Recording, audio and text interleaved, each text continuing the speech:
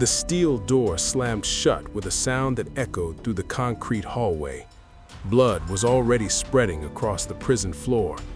2 federal prison guards lay dying inside the control unit at the United States Penitentiary in Marion, Illinois. It was 1983, and what happened next would change American prisons forever. The killers were not foreign terrorists.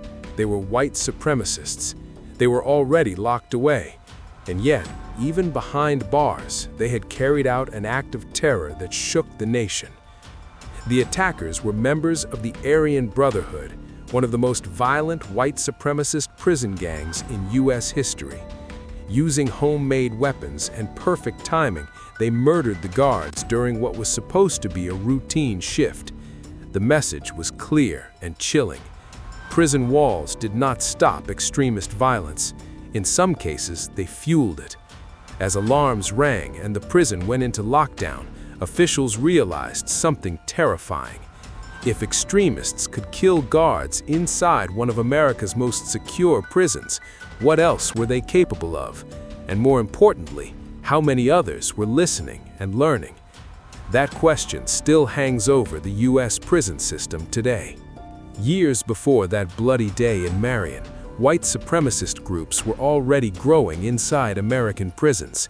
These were not random gangs. They were built on hate, rules, and loyalty. The Aryan Brotherhood formed in the 1960s in California prisons. At first, it claimed to exist for protection, but very quickly it became something much darker. Members followed strict racist beliefs and used extreme violence to control other inmates. Murder was not just allowed, it was expected. Prison gave these men time to study hate, time to recruit, time to plan, and time to turn ideology into action. Unlike street gangs, white supremacist groups often had leaders who wrote rules, gave orders, and punished disobedience. Prison became their training ground. As decades passed, the threat changed shape. Lone actors began to emerge. These were men who did not always belong to big groups, but shared the same hateful beliefs. Some were inspired by prison gangs. Others arrived already radicalized. One of the most well-known examples was Timothy McVeigh, the Oklahoma City bomber. After killing 168 people in 1995, he was sent to federal prison. Even in isolation, officials feared his influence. Letters, visitors, and even his words were tightly controlled until his execution in 2001. Then came the internet age, and the danger grew again. Even from prison, extremists found ways to communicate. Hidden letters, coded language, messages sent through friends or supporters on the outside. Some inmates wrote manifestos, others shared symbols and slogans. The goal was simple: keep the ideology alive, pass it on, make sure the movement did not die with them. In 2015, Dylan Roof was sentenced to death for murdering 9 black church members in Charleston, South Carolina. Inside prison, officials placed him under strict control. They feared what he represented, not just a killer, but a symbol. Lone actors like Roof often become heroes to other extremists. Guards monitored every move, every letter, every interaction. Even silence can speak loudly in these cases. But prisons are crowded places. Not every extremist can be kept alone forever. White supremacist inmates often look for people who feel lost or angry. Prison is full of pain. That makes it easy for hate to spread. A simple conversation in a yard, a shared complaint, a promise of protection. Slowly, ideas take root. Corrections officers are trained to spot warning signs, tattoos, drawings, phrases, changes in behavior. But the system is always under pressure. In some cases, violence breaks out before anyone can stop it. In others, plots are uncovered just in time. Knives are found. Hit lists are discovered, messages are intercepted. Each time, officials are reminded that extremist threats do not end at sentencing. Prison is not the finish line. For some, it is only the beginning. By the late 2010s, federal investigators confirmed that white supremacist extremism was one of the top domestic terror threats in the United States. Many of the people linked to these movements were already behind bars or had spent time there. The line between prison gangs and domestic terror had become dangerously thin.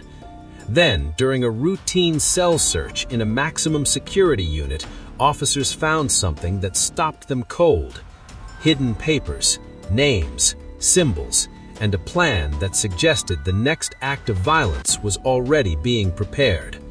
What they uncovered would reveal just how deep the threat still ran. The papers found during that cell search were not random.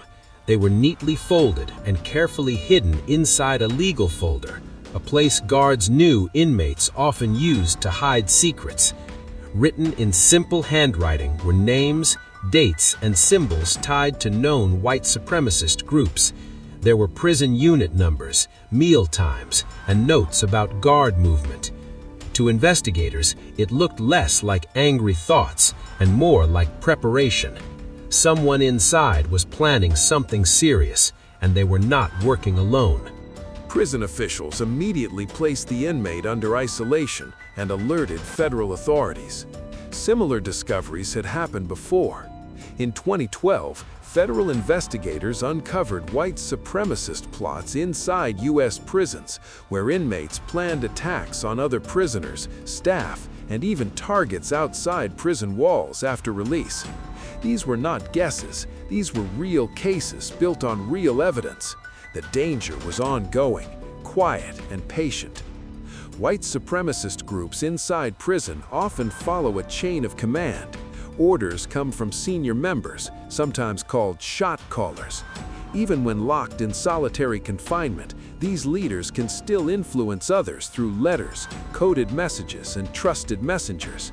In several federal cases, inmates were charged with directing violence from inside their cells. Prison did not stop their control, it only forced them to adapt. One major case involved members of the Aryan Brotherhood of Texas. While serving long sentences, leaders ordered murders and assaults both inside and outside prison. In 2018, federal prosecutors revealed that these inmates had used visitors, phone calls, and letters to pass instructions. Some messages looked harmless on the surface, but trained analysts knew how to read between the lines. A number here, a word there. Together they formed deadly commands. Not all extremists worked in groups. Some acted alone, driven by hate and isolation. These lone actors often arrived in prison already radicalized. Others became radicalized after long periods of anger, fear, or loneliness. Prison can break people. Extremist ideas promise strength, purpose, and belonging. That makes them powerful. In 2021, Robert Bowers, the man who killed 11 people at the Tree of Life Synagogue in Pittsburgh, sat inside a federal detention center awaiting trial. Officials treated him as extremely dangerous, not because he was violent inside, but because of what he represented. His beliefs inspired others. His name appeared on extremist forums outside prison. Even without speaking, he was still influencing people. This is why prisons monitor extremist inmates so closely. Phone calls are recorded, mail is read, visits are watched, but the system is not perfect. Overcrowding, staff shortages, and limited resources make full control difficult. Extremists know this. They wait, they watch, they test boundaries. Sometimes the threat comes from unexpected places. In several state prisons, white supremacist inmates have worked in prison libraries or education programs. This gives them access to books, paper, and contact with others. In some cases, they used this access to spread propaganda disguised as political or historical writing. Guards later found racist essays being passed between cells like forbidden notes. Violence often follows. In one documented case, an inmate attacked another prisoner after refusing to join a white supremacist group. The assault was fast and brutal. Homemade weapons were used. The victims survived, but the message spread quickly: join or suffer. Prison officials locked down the unit for days, searching cells and moving inmates. Tension filled the air. Everyone knew it was not over.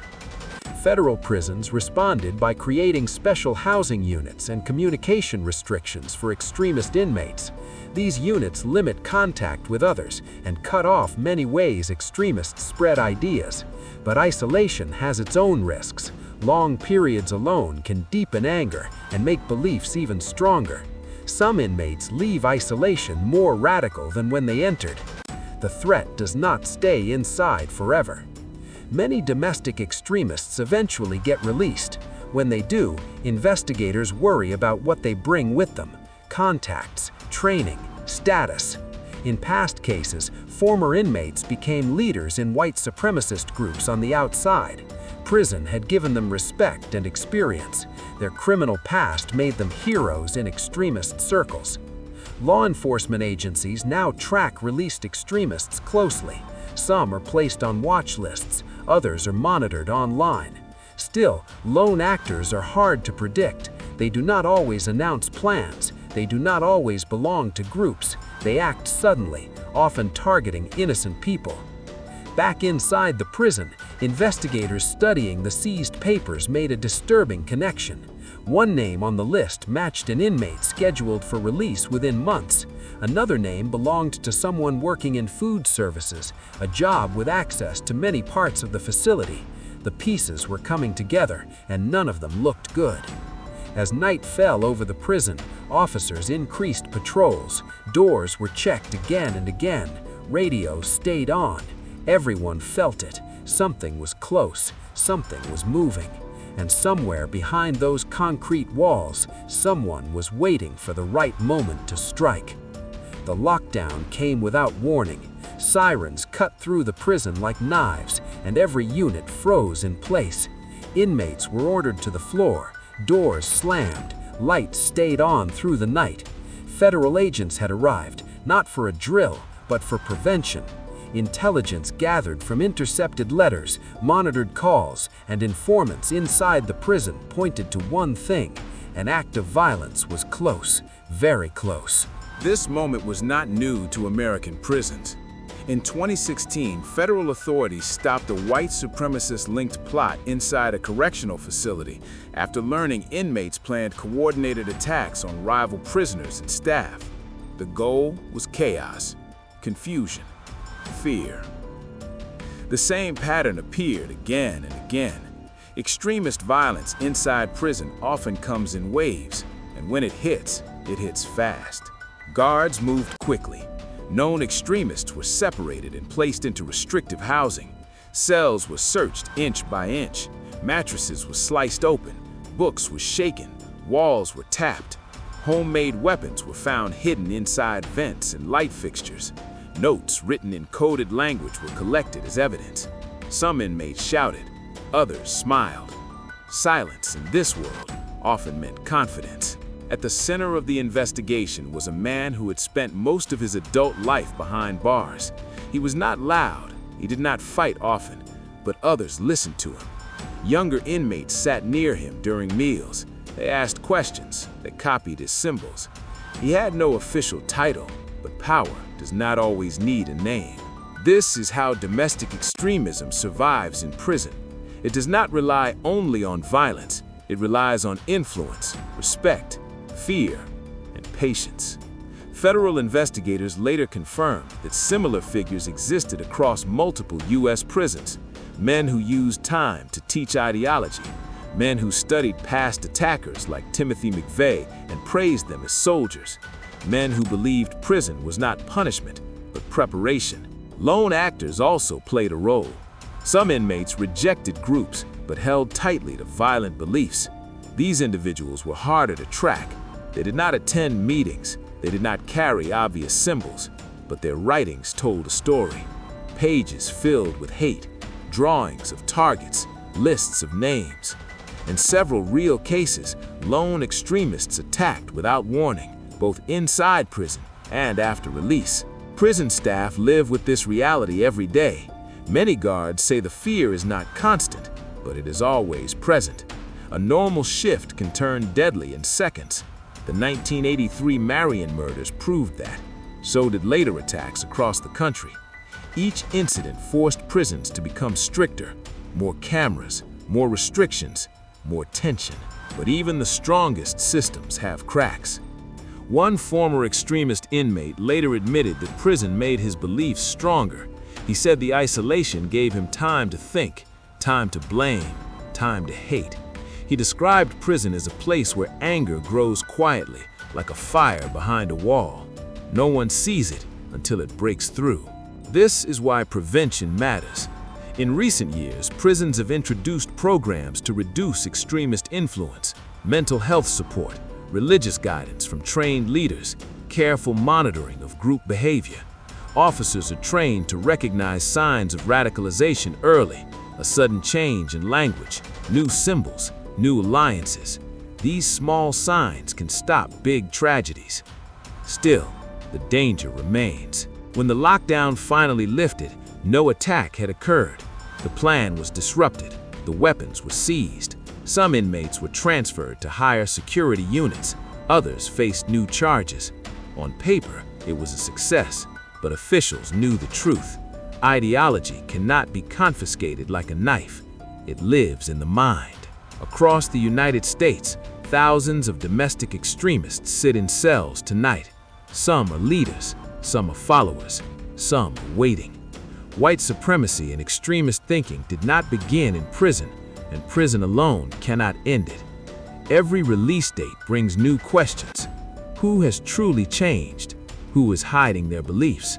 Who will carry the message outside the walls? As lights dimmed and guards resumed their rounds, one investigator looked at the evidence board still hanging in the command room. Photos, symbols, names, lines connecting one inmate to another. He knew this case was not over. It never really is. Because as long as hate survives behind bars, the threat does not stay locked away. It waits. The transfer buses rolled out before sunrise. Shackles clinked as inmates were moved to different prisons across the country. Officials believed breaking connections would weaken the network. This tactic had been used many times before. After major incidents linked to white supremacist gangs, leaders were separated, scattered, and placed under stricter controls. It worked for a while, but history showed that ideas travel faster than people. In the months that followed, investigators reviewed past cases to understand what still went wrong. One case stood out. In 2014, Glenn Miller, a former white supremacist leader, killed 3 people at Jewish community sites in Kansas. Miller had spent years in prison. He left with his beliefs intact. He did not act with a group that day. He acted alone. That made the attack harder to stop and easier to carry out. This pattern appeared again and again. Prison time did not always break extremist thinking. Sometimes it sharpened it. Inside another federal prison, a different kind of threat was unfolding. A young inmate with no gang ties began drawing attention. He read extremist books. He avoided most people. Guards noticed changes in his behavior. He stopped talking. He wrote constantly. When officers searched his cell, they found violent writings and drawings of public places. He had no partners, no messages going out, just a plan in his head. Lone actors like this are among the most dangerous. They do not need permission. They do not need approval. They do not wait for orders. Several domestic terror attacks in the U.S. were carried out by men who spent time alone, thinking, planning, and feeding their anger. Prison can give them silence. Silence can be powerful. Corrections officers face an impossible task. They must protect inmates, staff, and the public, all while respecting the law. They cannot punish thoughts. They can only act on behavior. This makes early warning signs critical. A change in language, obsession with past attackers, rejection of reality. These small signs can mean everything. In response, some prisons began using intelligence teams focused only on extremist threats. These teams study patterns, who talks to whom, who influences others, who suddenly gains attention. In several real cases, this work stopped violence before it happened. It is slow, it is quiet, and it rarely makes the news. But when it fails, the consequences are loud. One former prison official described the fear best. He said, "The danger is not the loud inmate shouting hate, it is the calm one who listens, learns, waits." That is how domestic extremism survives. It adapts, it blends in, it hides until the moment feels right. As release dates approach, the tension rises. Many extremist inmates leave prison with conditions: no contact with known groups, no weapons, limited travel. But enforcement is difficult. Some return to old networks, others act alone. Online spaces become their meeting ground. A single post can inspire another attack. The prison system does not exist alone. It connects directly to the streets. By the early 2020s, federal agencies openly warned that domestic extremism, especially white supremacy, was one of the greatest threats facing the country. Many of those linked to these movements had passed through prisons. Some were still inside, others were already free. Back at the prison where the investigation began, life returned to routine. Meals were served, counts were taken, doors opened and closed.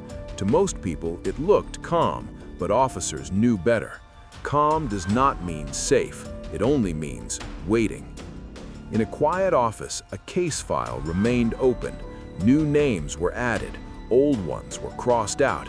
The work never stopped, because for every extremist stopped, another might be forming, another might be watching, another might be learning.